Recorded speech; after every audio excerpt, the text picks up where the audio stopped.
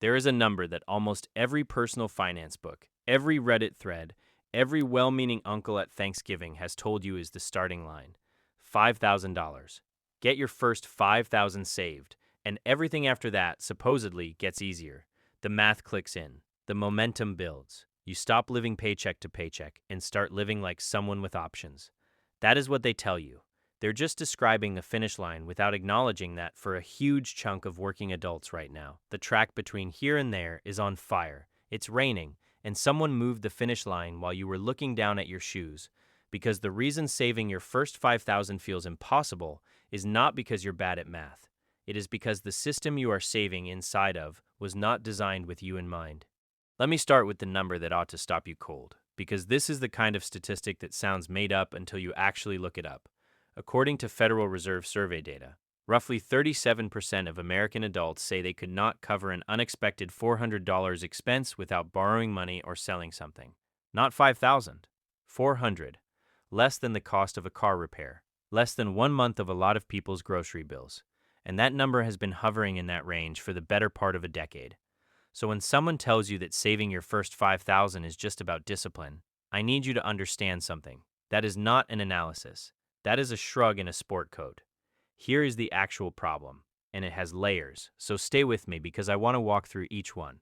The first layer is what I call the gap problem, and it is the most obvious one, but the way it actually plays out is more brutal than people admit. The median household income in the United States right now sits around $74,000 a year.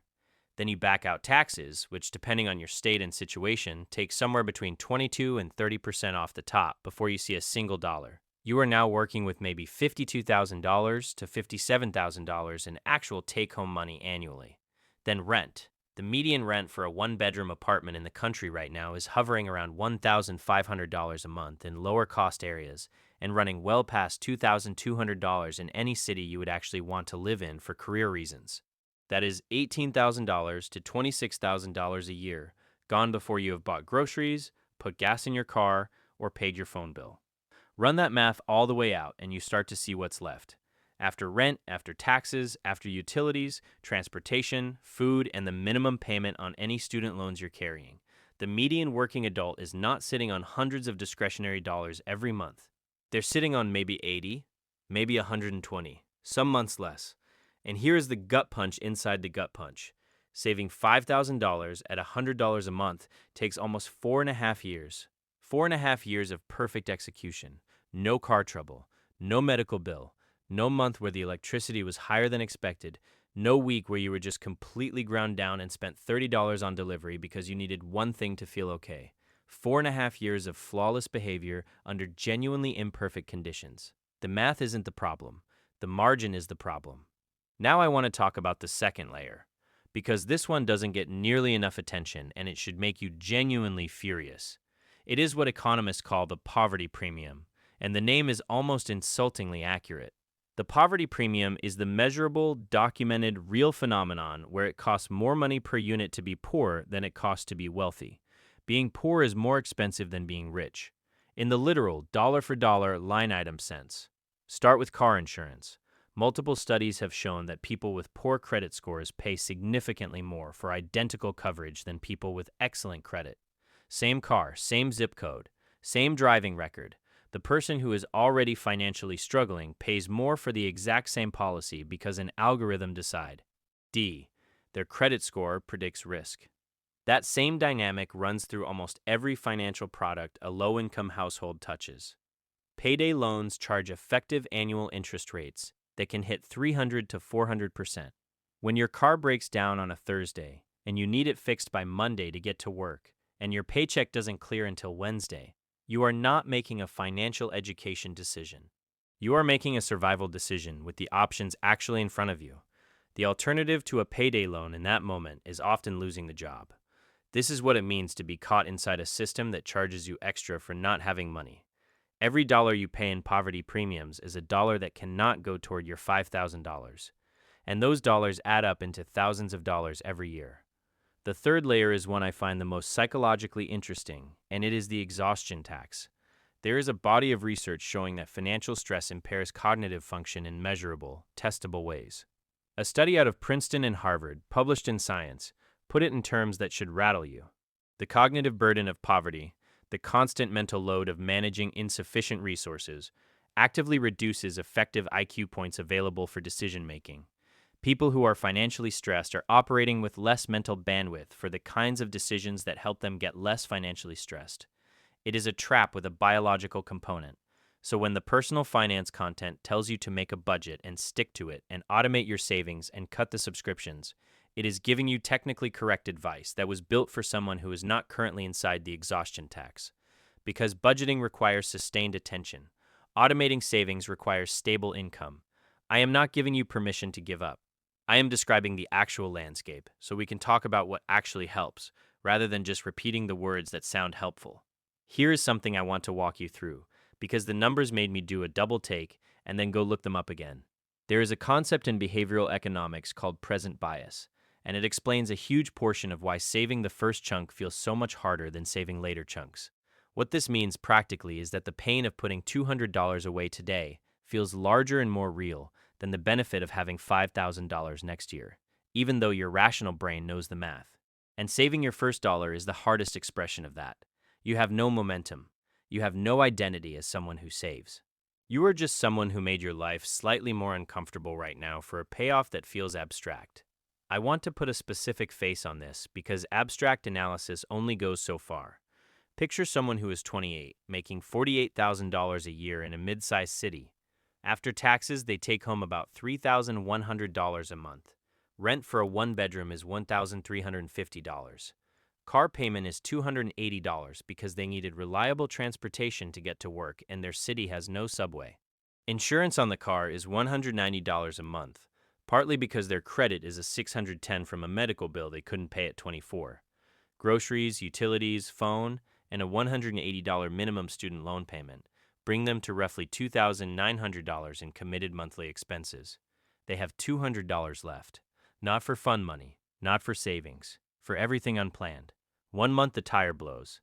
There goes the $200 and then some. The next month they need a dental filling. Gone.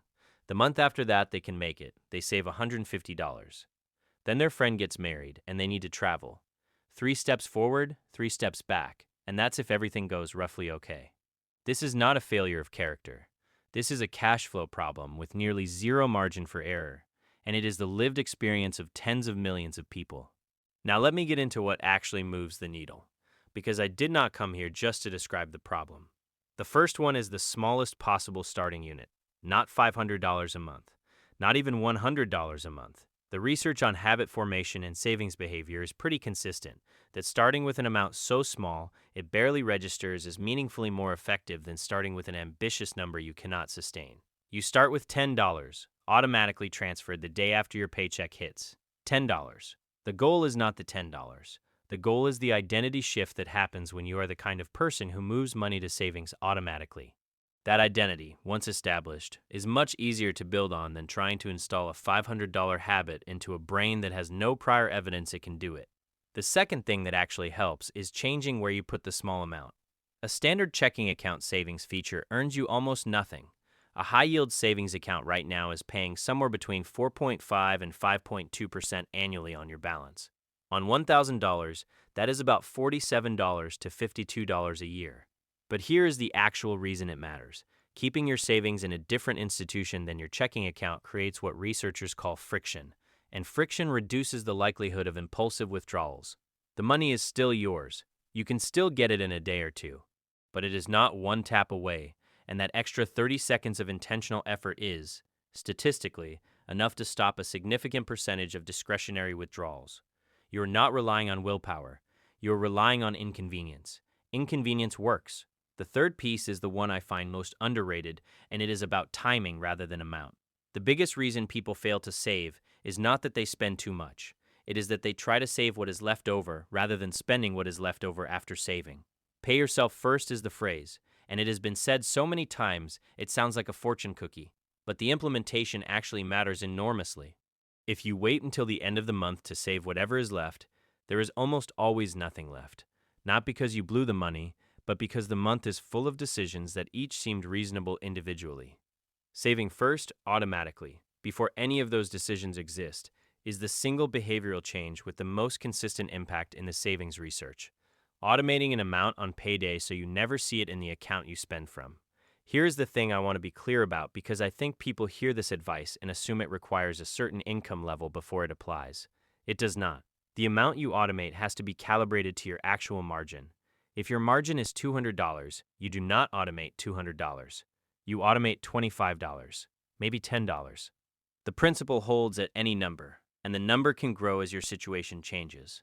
The goal in year one is not $5,000. The goal in year one is to build a savings identity and to create the structure that makes growing that savings feel automatic rather than agonizing. Because the hardest part of saving is not the math. It is the psychological distance between who you are right now and who you need to be to get there. Closing that gap is the actual work, and it happens in small moves, not big dramatic resolutions. I want to address the income side of this equation because talking only about saving behavior while ignoring income is like talking about bailing water while ignoring the hole in the boat. For a lot of people, the path to the first $5,000 runs directly through a second income source, and the friction of getting one has dropped substantially in the last several years. I'm talking about the specific, boring, real question of whether there is one additional income stream worth 2 to 4 hours a week that could generate an extra $200 to $400 a month. At $300 extra a month, your timeline to $5,000 from zero drops from 4.5 years to 14 months. That is not a small difference. That is the difference between a savings account you can actually imagine and one that feels like a fantasy. The options that tend to work are ones with low startup cost, flexible hours, and a clear connection between effort and payment. Delivery driving still works in most markets if you have a reliable car and the economics clear in your city. Freelance services, writing, design, bookkeeping, transcription, virtual assistants, selling things online, all of these have very low barriers now and predictable income curves once you get the first few clients or transactions. I am saying the math of adding $200 to $400 a month to a very tight budget is transformative in a way that optimizing your existing budget usually is not, because there is only so much you can squeeze out of $200 of margin. There is no ceiling on income. Now, I want to talk about the behavioral trap that kills more savings efforts than any other single thing. It's called the all or nothing collapse, and here's what it looks like. You set a savings goal. You do well for 6 weeks. Then you have one bad month. You dip into the savings account for the emergency and the balance drops. And then instead of restarting from wherever you are, you mentally treat the whole effort as failed and stop the automatic transfer. The emergency was not the problem. The stopping was the problem. Because what you actually proved in those 6 weeks is that you can do it. The account got smaller. It did not prove you cannot save. It proved you had an emergency. Those are different things. The restart is almost always harder than the original start because now there is a story in your head about having already tried this and it not having worked. That story is wrong, but it is loud. One of the more counterintuitive things research has shown is that having a named, specific savings goal produces meaningfully higher completion rates than saving toward a general financial cushion. A general emergency fund is abstract. 3 months of rent is slightly more concrete. But a savings account labeled something real and specific, something you can picture and want, activates different motivational circuitry. Your brain responds to specificity.